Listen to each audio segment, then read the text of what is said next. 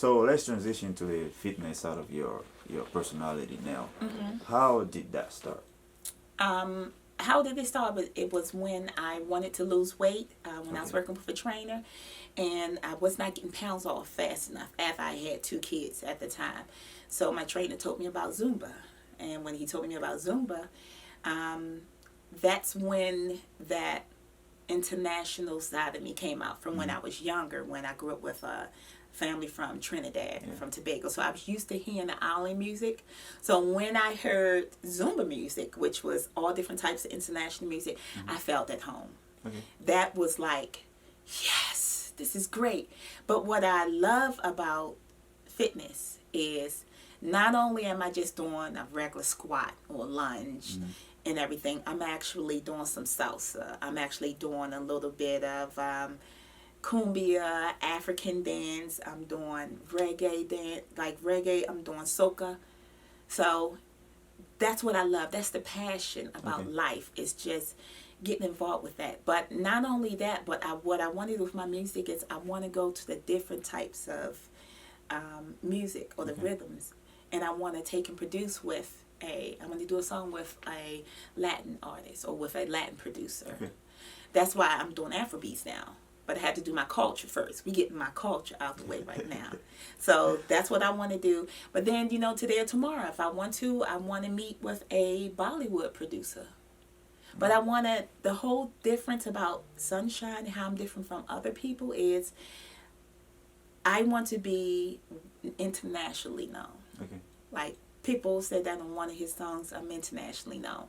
But I want to be internationally known as an African American artist that went over to another culture music and she made a hit. Okay. Or she's doing something different. I just don't want to be limited. I just don't want to be in the R&B or the rap game. That's just not me. I've always just been a unique person. I've always been different. I always just stood outside of the group of people. I've Mm-hmm. always just been different and unique. Yeah, that's the way it's supposed to be. I mean, Yeah. you can't copy everybody, Yeah. and it's not, if it's not authentic, people tend to shy away from stuff that are not authentic. Yeah. And if you're copying everybody, it's not genuine. So it's being unique is the key to, I guess, being successful. Yeah. And you know Yeah. what was very interesting was a lesson learned for me when I performed last year. It was October. It was an event I did, and the promoter said, "Hey, how about you do one of your songs and then do a song from some other artist?" So I was like, "Okay." So I picked one of my songs, and then I did a Beyonce song. Okay. And so after I did both songs, and then I went in the bathroom, I'm sweating, so I'm cleaning myself off. So a lady come in, she's like, "Oh my goodness, it was nice, it was great, I like your song." Mm-hmm. She said, "But can I ask you a question?" I said, "Yes." She said, "Why did you pick that Beyonce song?"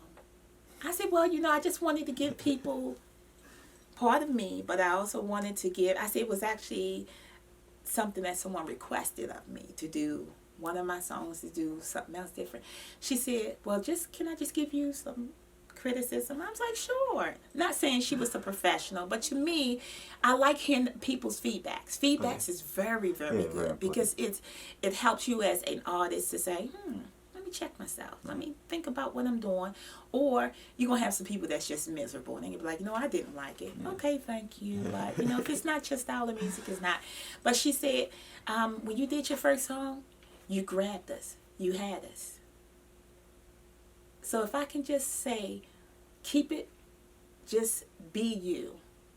Have your own style of music and do your type of music. I was ready to hear more of your music, not Okay. anyone else's music. Okay, I see. So I learned from that point. So now I'm going hard. Now, like, which one you want to hear? You want to hear that song or you want to? So that's more of who I am. Like, okay, so you want to what you want to hear now? So that's what I love. So that's why I say I'm enjoying and I'm embracing everything about this. I like the good. I like the bad. If somebody say, "Oh, she's not really good," I'd be like, "That's nice. It's all good," because just like with every artist, we start from the bottom. The more we train our vocals, our voice. When I started in 2015, I'm so much better than I am now. Okay. So what I was sounding like back then, my voice is more timid now. It's more stronger. It's Okay. more powerful now. So So being a Zumba instructor, right? We were talking off camera. You talk about doing Zumba. You can burn 1,000 calories Right. within 1 hour. Right. So how do you advise people to take care of their nutrition part? Because you can't just burn calorie and go eat whatever Right. you want to eat. Or if you want to really be fit, Right. you have to watch the calorie. Like Yes. how do you advise people to, like, as far as like doing Zumba Mm-hmm. and keep up with the lifestyle of being fit? Oh, well, definitely when you do any type of fitness, whether it's Zumba, whether it's yoga, whatever type of fitness it is, boot camp. As a Zumba instructor, I always encourage people that it's a lifestyle change. Okay. And just like with me, when I lost that weight, I went from, within 6 to 8 months, I went from a 163. I went from a 210 to a 163, from a size 14 to a 6. It was a total life change. It was how I ate, what I put in my body. So I tell people, that's your temple. You only live once. So it goes hand in hand. Fitness and eating right goes hand in hand.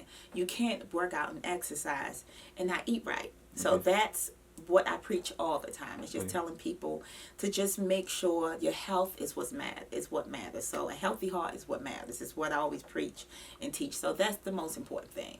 Okay, so what do you think kind of like become a roadblock for people trying to pursue their fitness happiness? Because I've seen it all the time. 'Cause I'm into fitness myself. Okay. And people will ask me to train them or help them lose weight, but they won't be consistent. They will try once or two times and give up. So what do you see that kind of become roadblocks for people as far as losing weight or being fit? Oh, definitely. Depression. Number one, probably one of the number one things. Life changes, stress, Okay.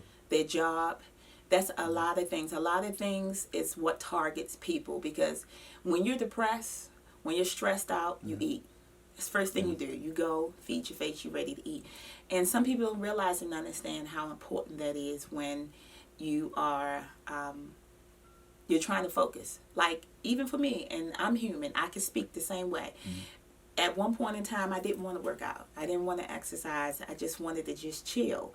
So mentally, you have to be mentally ready, mentally stable. And if you're not mentally stable with all of the different things, the ups and downs with life, marriage, relationships, your job, your work relationships with jobs, your boss, everything, you can't, it's not going to work, because you're not going to have that passion. You're not going to have that drive to want to work out. So mentally, you have to be there. So no matter how many people, like I can have a class of 50 women, and then it can drop down to 30. And there's also peak seasons for fitness. Yes. You have somebody that want to work out, summer bodies. Yes, I'm trying to get in a two-piece, okay? And then once the summertime comes, they put sweaters on, they get comfortable, and they let everything bust out and just roll everywhere. But mentally wise, you have to be mentally stable in a moment where you're just ready to just work out, because you'll be able to think straight more. So do you think people should be forcing their loved one to work out, or just let them go through the process, make that decision on their own? Right. I would make the decision on their own, because it comes a time. It comes a time when that happens. Even if it's as simple as, come, let's take a walk. Okay. And also, what's important is showing people different videos or different reality situations or stories or articles. Hey, listen, I found this on the news. Let's read it. Or, hey, can I read something to you? Or something like that. Sometimes you got to just show it to them in just rare and raw. Just listen. This is the inside part of the belly. This is a healthy belly. I mean, if you got to show them pictures. Sometimes if you know who that person is and who they are, you can kind of know which way you can just deal with the Because people situation. get offended. I've seen a lot of time when you're trying to help them, but they're not receptive as far as changing their life. But you can see they want to change their lifestyle, but it's always something they don't like that stop them for not doing what they really wanted to do. Right.